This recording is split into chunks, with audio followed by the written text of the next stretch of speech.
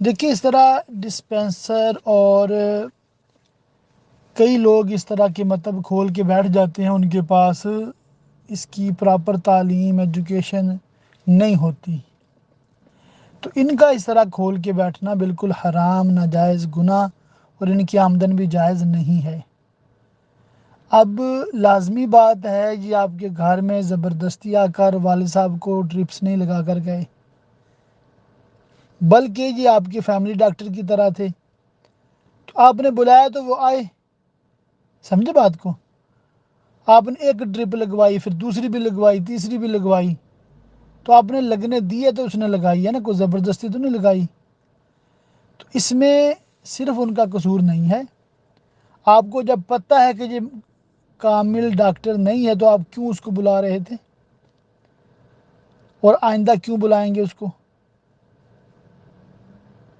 یہی المیہ ہے ہماری سوسائٹی کا کہ بالکل ان سرٹیفائڈ لوگ جو ہیں وہ گاؤں میں، دیہاتوں میں، اور کئی تو شہروں میں بھی اپنے مطلب کھول کے کلینک کھول کے بیٹھے ہوئے ہیں، اور لوگ آ رہے ہیں جا رہے ہیں۔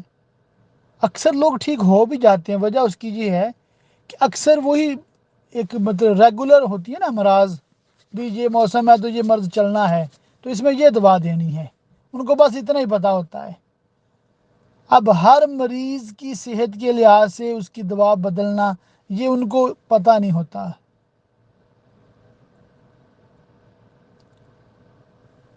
اسی طرح ہر داڑھی والے کو عالم سمجھ کے مسئلہ پوچھ لیا جاتا ہے، بلکہ اب تو المیہ یہ ہے کہ ٹی وی چینل پر بغیر داڑھی کے بالکل کلین شیو اور سارا سال فلمیں ڈرامے جو بناتے ہیں وہ رمضان ٹرانسمیشن کے نام پہ دین سکھا رہے ہوتے ہیں۔ کیا مرد کیا خواتین، اور ہماری عوام ہے کہ ان کو ایسے سن رہے ہوتے ہیں کہ جیسے کوئی مفتی اسلام بڑی اتھینٹک قرآن و حدیث کی بات کر رہا ہے۔ تو یہ ہمارا اپنا بھی قصور ہے نا، وہ تو گناہ گار ہوتے ہی ہوتے ہیں کہ اپنی طرف سے وہ دین میں مطلب رائے دے رہے ہوتے ہیں، وہ پڑھ کے نہیں سنا رہے ہوتے ہیں، زبانی تبصرے کر رہے ہوتے ہیں بڑے بڑے پیچیدہ مسائل پہ۔